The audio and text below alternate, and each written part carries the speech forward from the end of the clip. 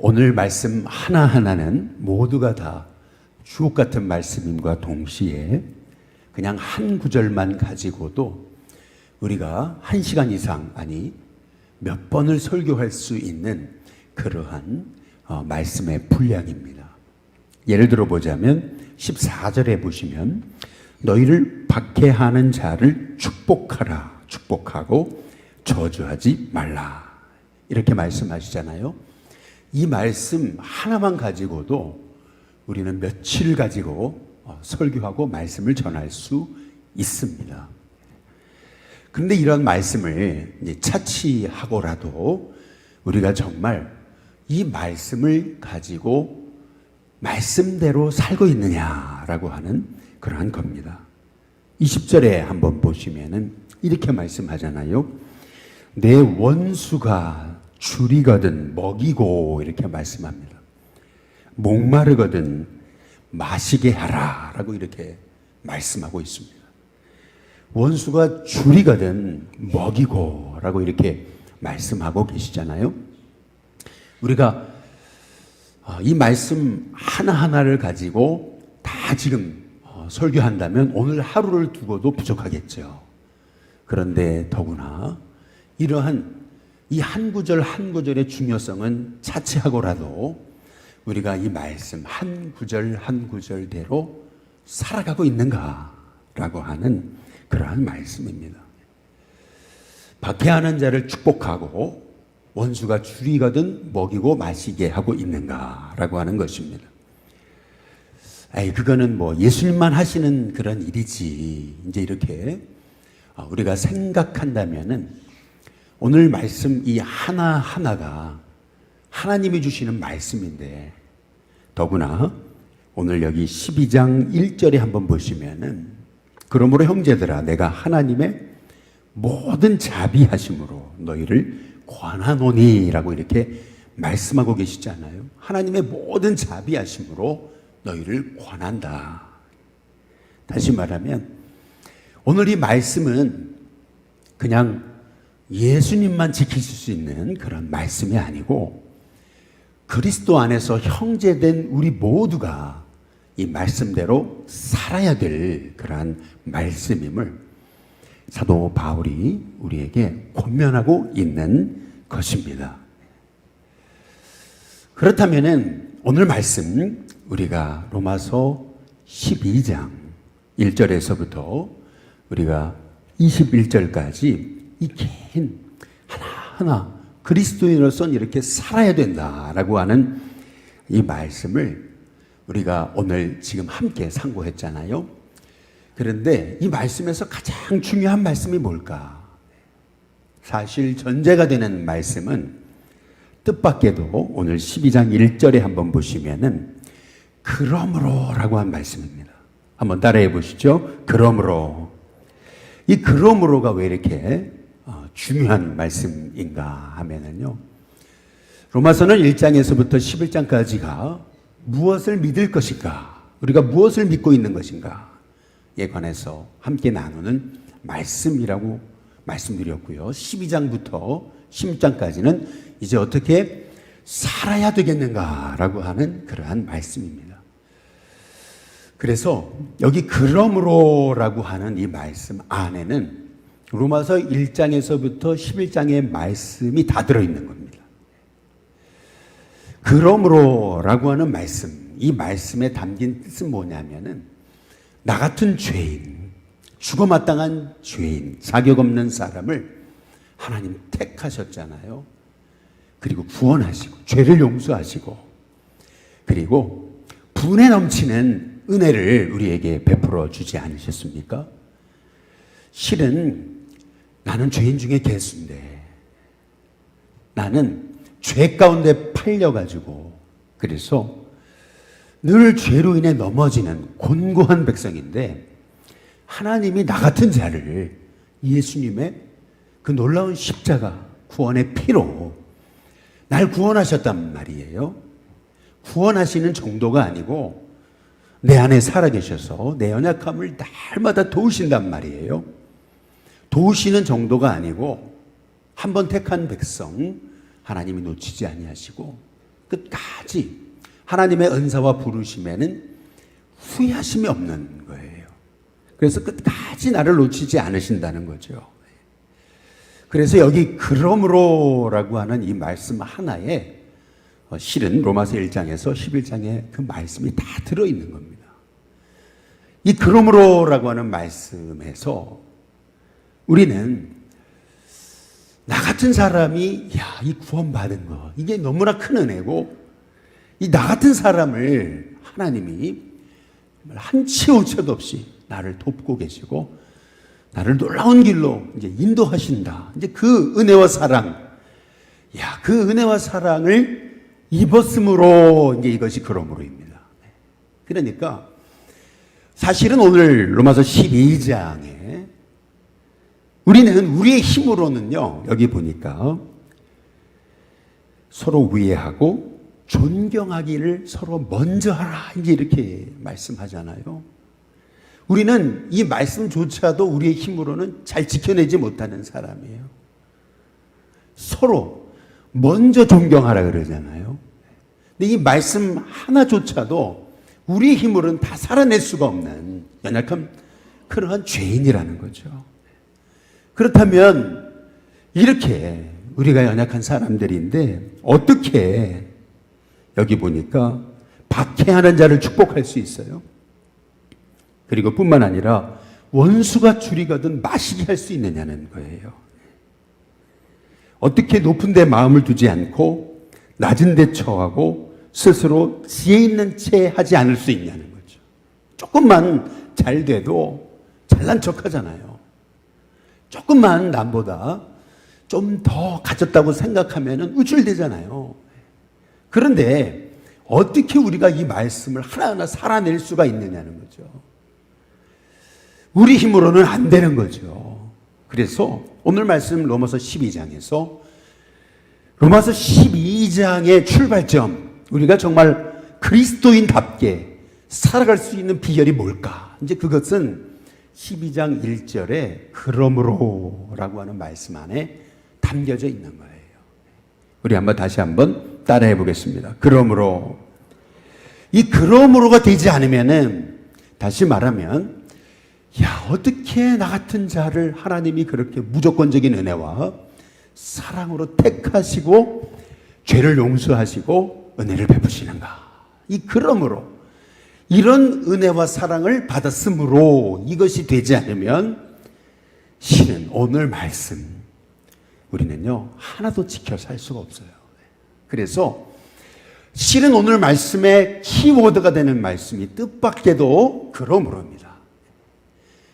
이런 하나님의 일방적인 사랑을 받았으므로.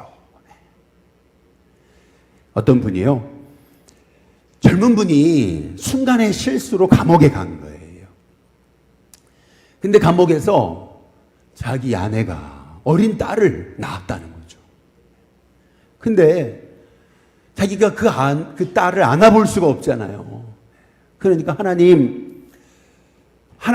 그 어린 딸 한 번만 안아볼 수 있게 해달라고 하나님 앞에 기도하는 거예요. 근데 어떻게 나가요? 그러니까 나중에는 원망이 되는 거죠. 왜 하나님 나에게는 이런 어려움만 있게 하시고 내 사랑하는 딸조차도 안아볼 수 없게 하십니까? 이제 하나님 앞에 원망을 쏟아내는 거죠.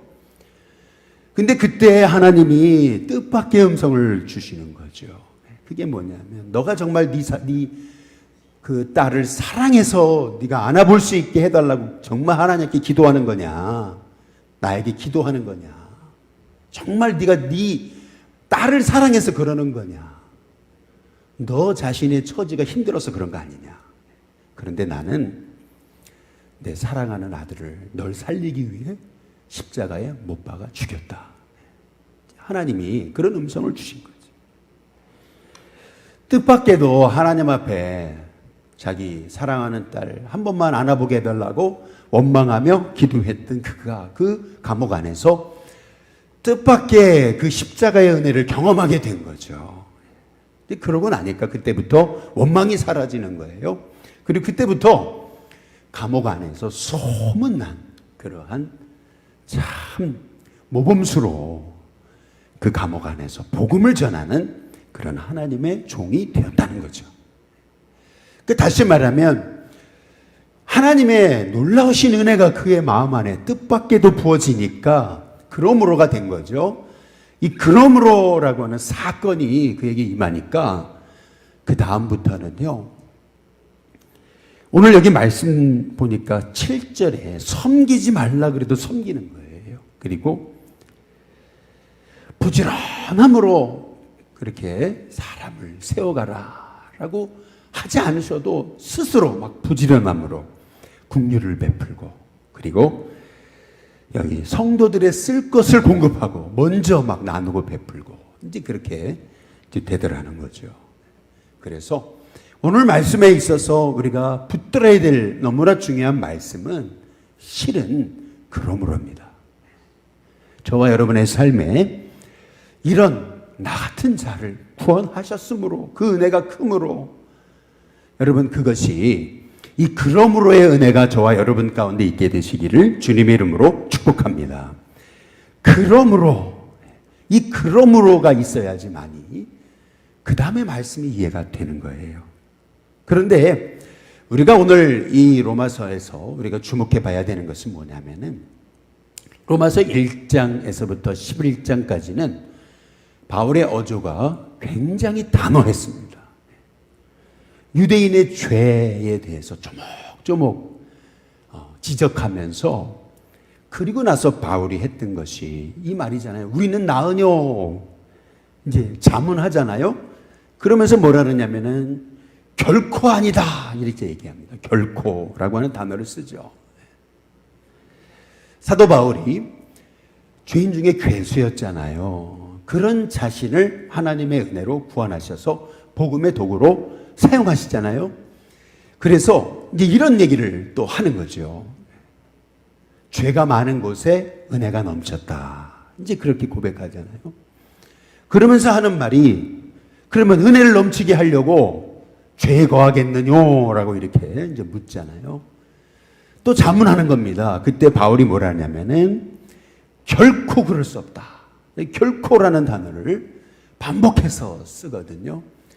로마서 8장 1절과 2절에도 보면은 그리스도 예수 안에 있는 자에게는 결코 정죄함이 없다. 사도 바울이 끊임없이 결코 아니다, 결코 그럴 수 없다, 결코 정죄함이 없다. 바울의 로마서 1장에서부터 11장의 어조는 굉장히 단호합니다. 근데 그 이유가 있죠. 그것은 뭐냐면 하나님의 복음, 진리는 결코 타협할 수 없기 때문에 그렇습니다.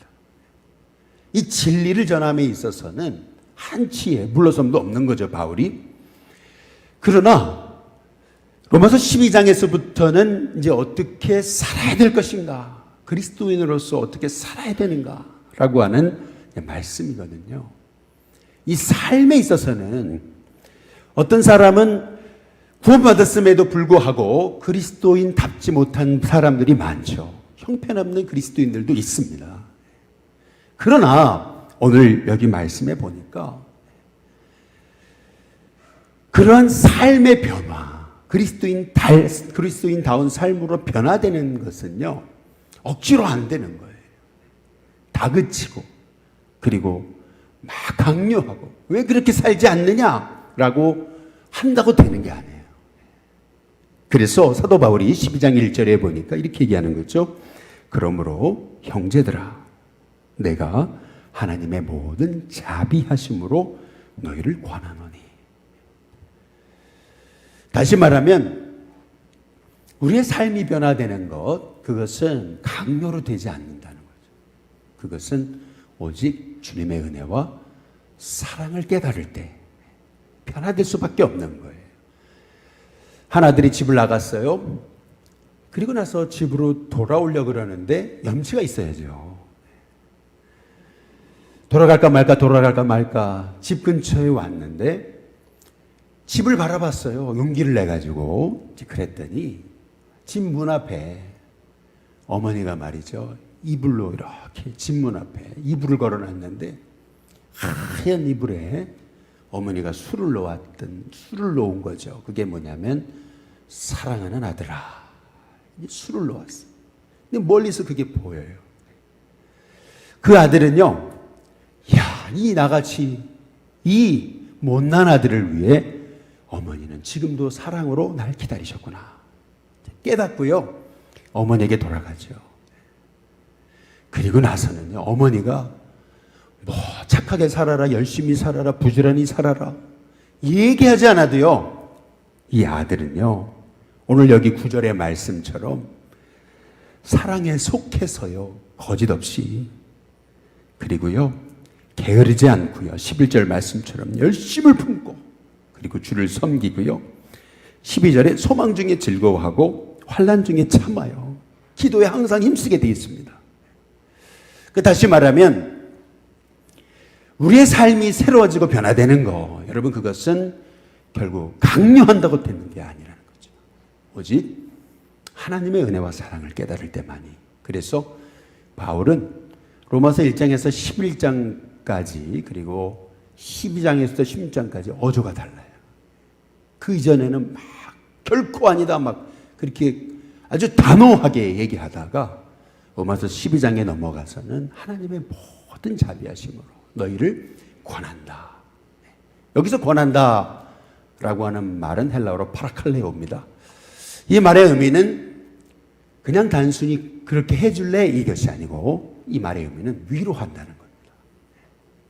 성령님이 우리 안에서 끊임없이 격려하시면서, 그러면서 우리 연약함을 도우시듯이 사도 바울은 하나님의 모든 자비하심으로 너희를 파라칼레오 한다 라고 지금 말하고 있는 거죠.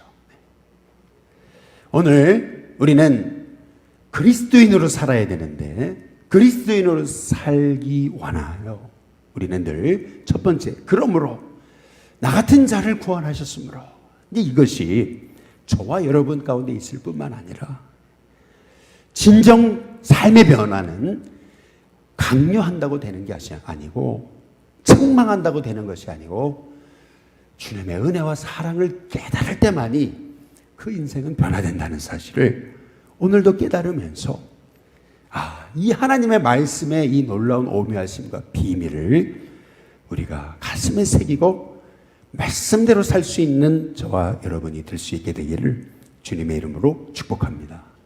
그렇게 될 때 로마서 12장 1절에 보니까 우리의 몸을 하나님께, 하나님이 기뻐하시는 거룩한 산 제물로 드리게 되는 거죠. 몸을 말이죠. 참 중요한 말씀이죠. 마음이 아니고 몸입니다. 몸을 드리는 겁니다. 오늘도 이렇게 밖에 눈이 왔잖아요. 눈을 누군가 쓸어야 되잖아요.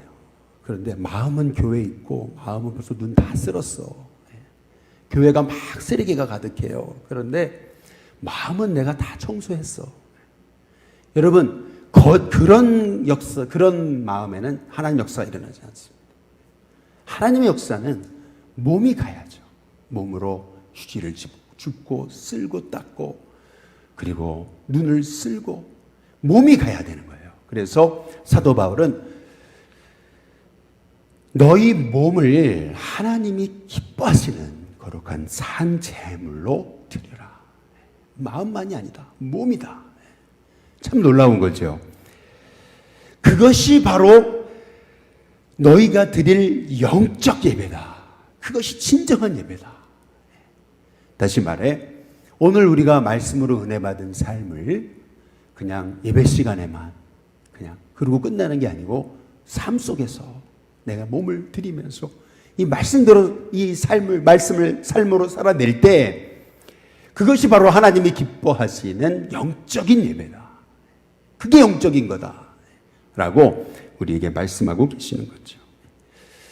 그래서 우리가 이 하나님의 그러므로의 은혜에 사로잡히고, 그리고 뿐만 아니라 이 하나님의 사랑이 나에게 이렇게 크다라고 하는 것을 깨달은 사람은 어떻게 2절 세대를 본받을 수 있습니까? 세대를 본받을 수 없어요.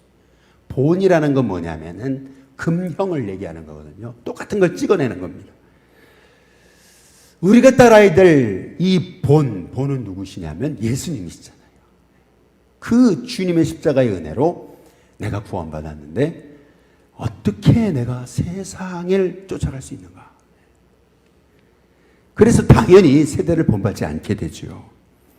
그리고 마음을 새롭게 하게 됩니다.